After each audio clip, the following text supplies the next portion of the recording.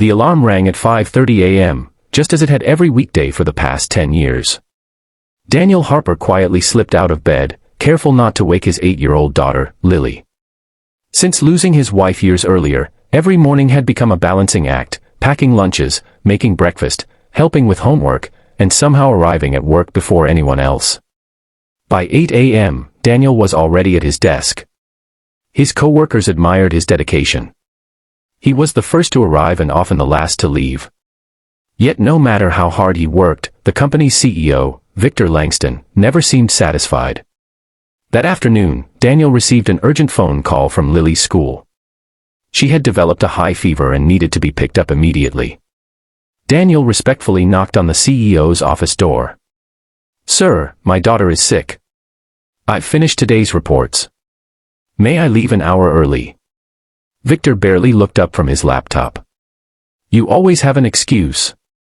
"It's not an excuse, sir. She's my only family." Victor stood up, his voice loud enough for nearby employees to hear. "If you walk out that door today, don't bother coming back." The office fell silent.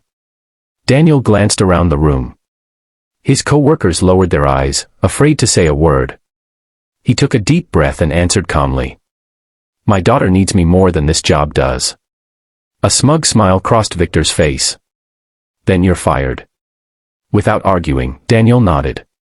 He returned to his desk, placed family photos, a notebook, and a coffee mug into a small cardboard box. Several co-workers quietly wished him luck, but no one dared challenge the CEO. As Daniel walked out of the building for the last time, he didn't look back. He drove straight to Lily's school, where she ran into his arms despite feeling ill. "Daddy, are you okay?" she whispered. Daniel forced a smile. "I am now." That evening, after Lily had fallen asleep, Daniel sat alone at the kitchen table surrounded by unpaid bills. Fear crept into his mind. Rent was due in 2 weeks, and his savings wouldn't last long. Then his eyes landed on an old leather notebook tucked inside the box from his office. Inside were pages of ideas he had written during lunch breaks over the years, a business concept he had dreamed about but never had the courage to pursue. For the first time since losing his job, Daniel smiled. He had walked out of the office with nothing. But he was about to begin the journey that would change his life forever. The next morning, Daniel woke before sunrise, but for the first time in a decade, he had nowhere to clock in. The silence in the apartment felt strange. Bills were stacked on the kitchen table, and his bank account showed barely enough money to last a month. Lily noticed the worry on his face. "Dad," she said with a gentle smile, "you always tell me that every problem has a solution." Daniel smiled back, even though he wasn't sure he believed it himself. "You're right," he replied. "We'll figure it out together." Over the next few weeks, Daniel applied for dozens of jobs. He attended interviews, polished his resume, and waited for phone calls that never came. Some companies thought he was overqualified. Others wanted someone younger. Every rejection made the future seem a little darker.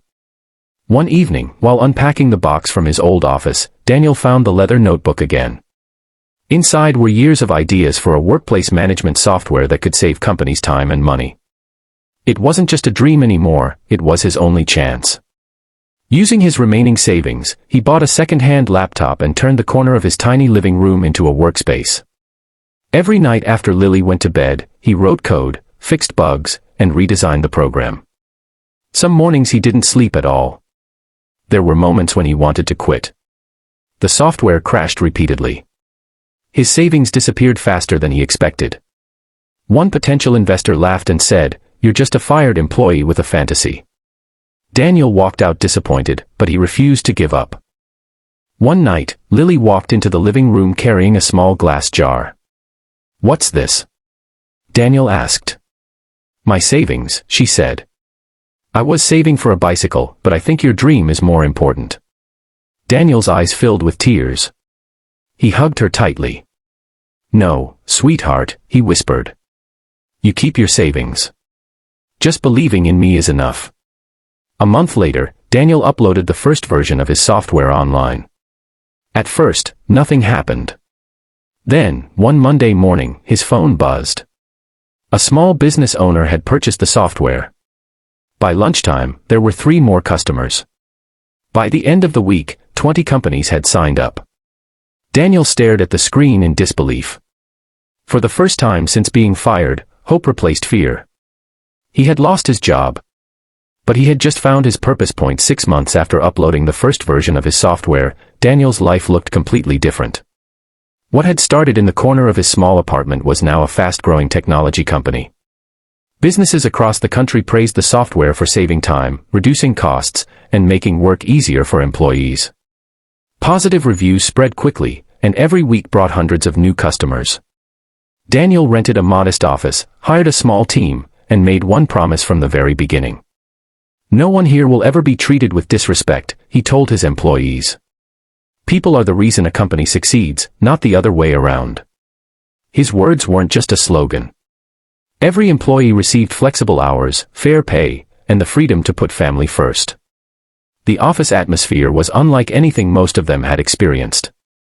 News of Daniel's company soon reached his former co-workers. One by one, they resigned from Victor Langston's company and joined Daniel's growing team. "I've never worked somewhere this supportive," one employee admitted. Daniel simply smiled. "We build software," he said, "but we're really building trust." Meanwhile, things were falling apart at Victor's company. After losing experienced employees, important projects were delayed. Long-time clients canceled contracts. Negative reviews spread online, and investors began pulling their money out. Board members questioned Victor's leadership, but his pride wouldn't let him admit he had made a mistake. Late one evening, Victor received a report that made his hands shake. Revenue had dropped by nearly half. His company was running out of time. Then another surprise arrived. A major investment group had offered to buy the struggling business. Victor felt relieved until he asked one question. "Who is the lead investor?" The board chairman quietly slid a folder across the table. Victor opened it. On the first page was a familiar face. Daniel Harper. The same man he had fired in front of the entire office. Victor stared at the photograph in disbelief. Memories of that humiliating day rushed back. For the first time in years, confidence disappeared from his face.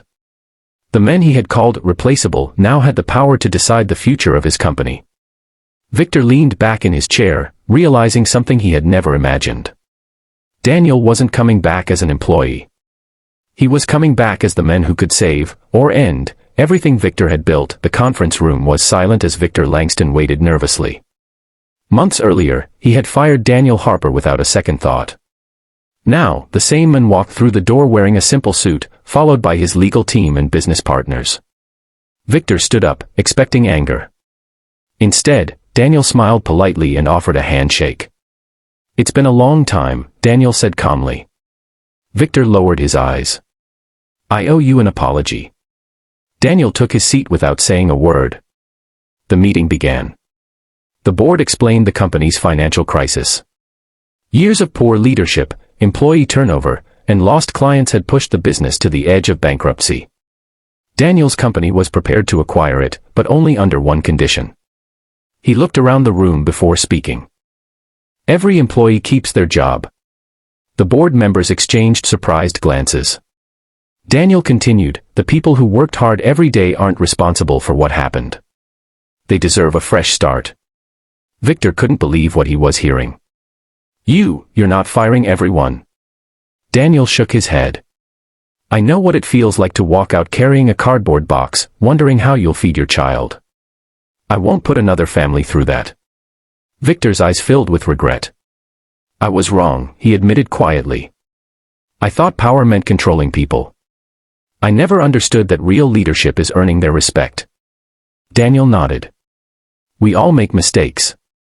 What matters is whether we learn from them." The acquisition was finalized that afternoon. Over the next few months, the company transformed completely. The fear that once filled the office disappeared. Employees were encouraged to share ideas, spend time with their families, and grow in their careers. Productivity soared, and former clients returned after hearing about the positive changes. One Friday evening, Daniel walked through the office and noticed people laughing together as they finished work. It reminded him why he had started this journey. Outside the building, Lily waited with a bright smile. "Dad," she asked, "are you happy now?" Daniel looked up at the company sign, then back at his daughter. I lost a job, he said softly. But I found something much more valuable. What? A chance to become the kind of leader I always wished I'd had. As they walked away hand in hand, Daniel never looked back at the past. The day he had been fired had felt like the end of his life. In truth, it had been the beginning of everything.